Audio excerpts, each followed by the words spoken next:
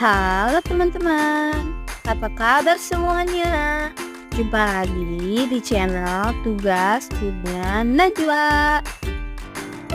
Sebelum ke materi, teman-teman, kita perkenalan dulu ya, agar kita menjadi lebih akrab, oke?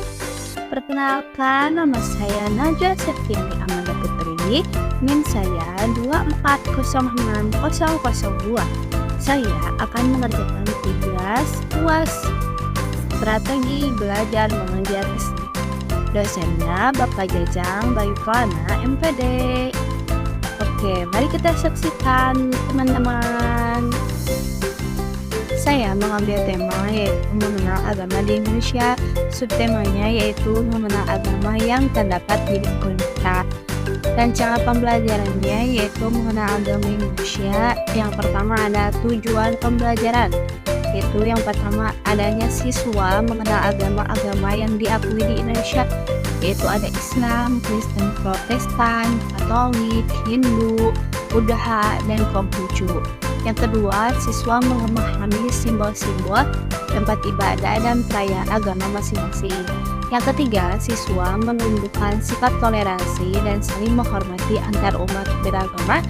Dan yang terakhir, adanya siswa dapat menyebutkan nilai-nilai kebaikan yang ada di agama. Nah, pada bagian rancangan pembelajaran, yang pertama adanya setiap guru melakukan pendahuluan sekitar 10 menit. Sebelum pembelajaran dimulai, guru menyapa siswa dulu dan memberikan apresiasi tentang keberagaman di Indonesia. Guru menanyakan pengalaman siswa terkait interaksi dengan teman atau tetangga yang berbeda agama. Seperti, apakah kamu punya teman yang berbeda agama dengan kamu? Atau, apakah Tasya punya tetangga yang berbeda agama atau kepercayaan dengan Tasya di rumah? Nah, seperti itu. Menjelaskan tujuan pembelajaran yang akan dimulai juga. Misalnya gini, pada hari ini anak-anak, Ibu akan menjelaskan tentang agama-agama yang ada di Indonesia ya. Tolong disimak dan didengarkan dengan baik, oke? Yang kedua, adanya kegiatan inti. Ini dilakukan selama 60 menit. Yang pertama adanya eksplorasi yang dilakukan selama 30 menit. Guru menjelaskan agama-agama yang diakui di Indonesia, lengkap dengan simbol, tempat ibadah, dan perayaan agama. Yang pertama adanya agama Islam. Islam adalah agama yang monoteistik yang berarti hanya menyembah satu Tuhan, yaitu Allah Subhanahu wa Ta'ala. Agama ini berdasarkan pada ajaran dan kepercayaan bahwa Nabi Muhammad SAW adalah utusan Allah Subhanahu wa Ta'ala. Yang terakhir dan Al-Quran sebagai kitab suci yang menjadi pedoman hidup bagi dunia. Rumah ibadahnya yaitu masjid, tempat beribadah berkumpulnya umat Islam, mushola, tempat ibadah yang lebih kecil, surau, tempat ibadah, dan pengajian.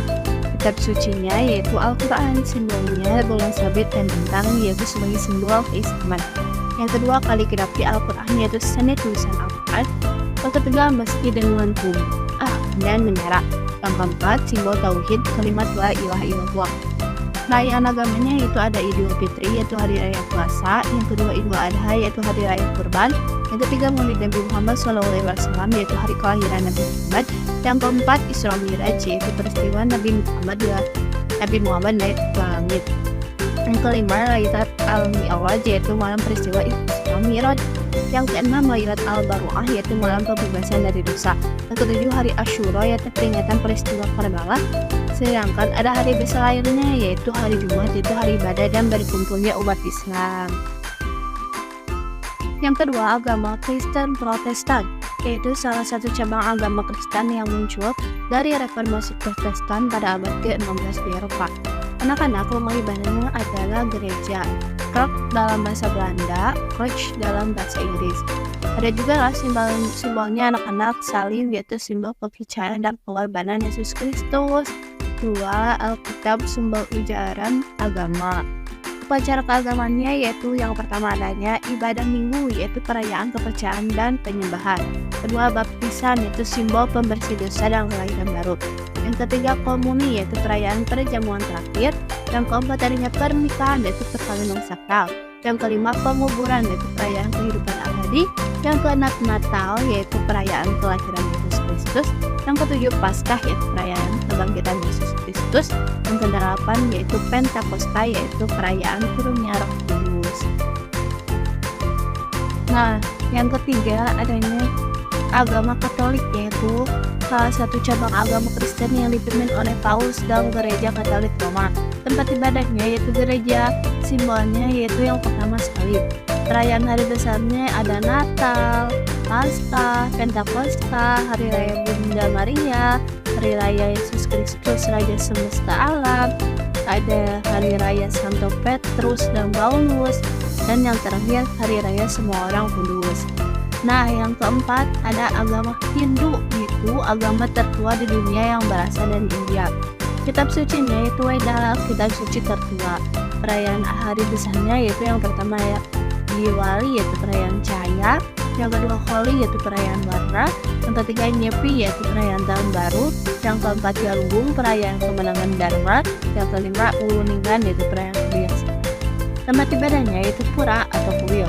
Yang kedua ada mandil yaitu kuil, yang ketiga ada candi yaitu kuil kuno, yang keempat ashram tempat pertapaan. Simbolnya yaitu Om. Simbol ini melambangkan yang pertama Tuhan Yang Maha Esa, Brahman. Om digunakan dalam berbagai ritual dan upacara Hindu serta menjadi simbol identitas agama Hindu. Yang kelima ada agama Buddha.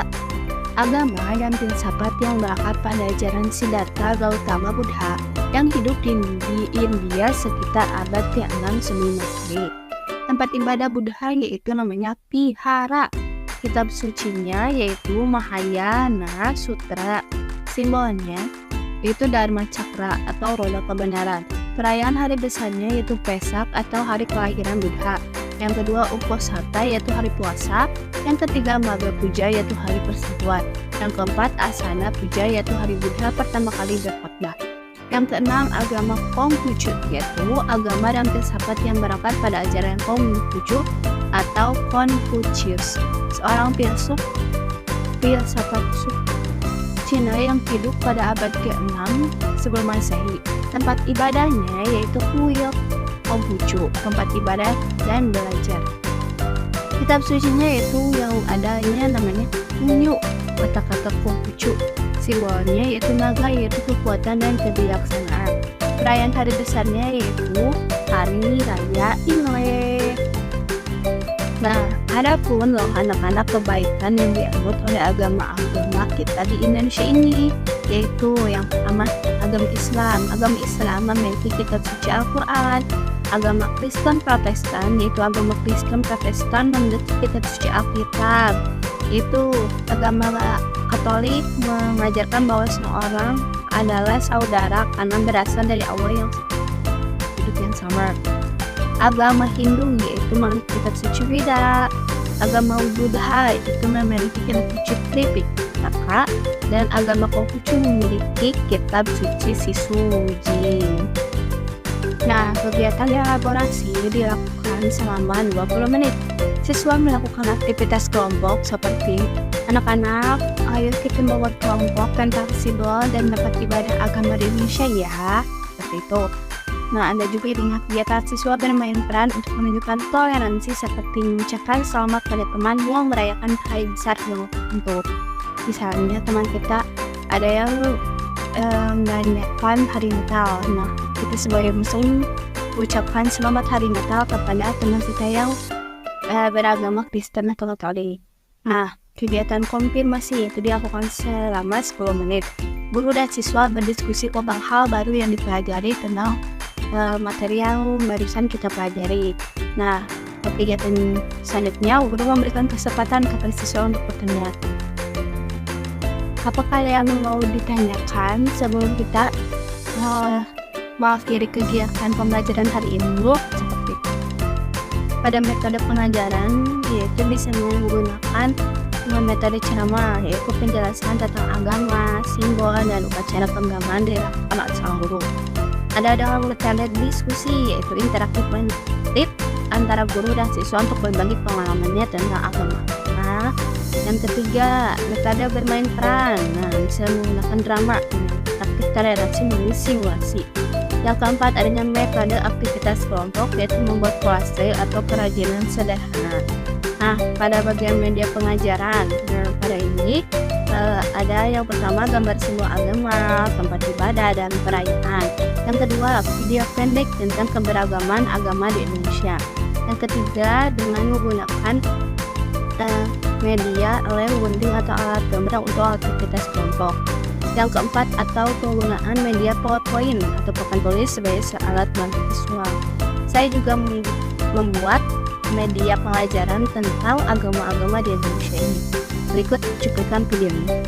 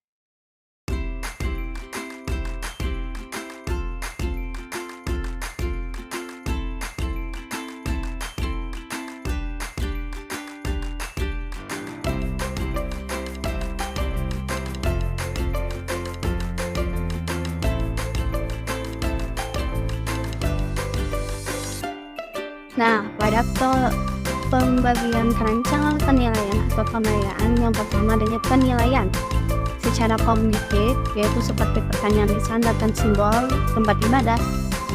Seperti di mana, apa namanya tempat ibadah umat muslim, atau apa namanya tempat ibadah umat Kristen, seperti itu. Yang kedua ada afektif, yaitu seperti observasi sikap siswa saat bermain peran dan diskusi kelompok. Yang ketiga ada psikomotorik, yaitu seperti penilaian hasil karya kolase atau gambar simbol agama.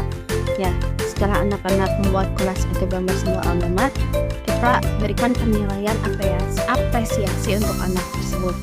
Lalu ada kegiatan penayaan, siswa yang cepat memahami materi diajak membaca cerita pendek terkait tokoh agama atau kisah tentang toleransi.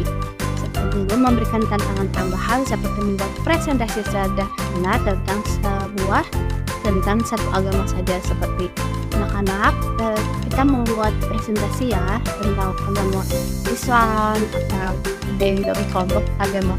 Kelompok ini tentang agama Islam, kelompok ini tentang agama Kristen, dan nanti dipresentasikan. Nah, lalu ada rancangan remedial. Untuk siswa yang kesulitan memahami materi, guru bisa memberikan penjelasan ulang secara personal atau dalam kelompok kecil dengan bantuan gambar dan media visual. Dan kedua ada ajak siswa bermain kuis sederhana pertanyaan yang mudah tentang agama-agama seperti agama Kristen, di mana tempat ibadahnya, seperti itu. Lalu untuk siswa yang kesulitan menyelesaikan tugas, berikan tugas alternatif yang lebih sederhana seperti mewarnai gambar simbol agama atau menjawab pertanyaan pilihan ganda. Lalu rancangan ini menggabungkan pendekatan visual, aktivitas pendek, dan diskusi agar siswa dapat memahami materi secara menyenangkan dan efektif. Cukup sekian penjelasan dari saya tentang rancangan pembelajaran yang bertema mengenal agama di Indonesia. Sebelum saya akhiri video ini, saya mempunyai sedikit pantun. Tolong dengerin ya. Pergi ke Jogja memberi bakpia, pulangnya lewat jalan Jawa. Terima kasih Pak Jajang Bayukwana. Sampai jumpa di semester baru. Mohon izin saya pamit. Semoga ilmunya bermanfaat. See you. Wassalamualaikum warahmatullahi wabarakatuh.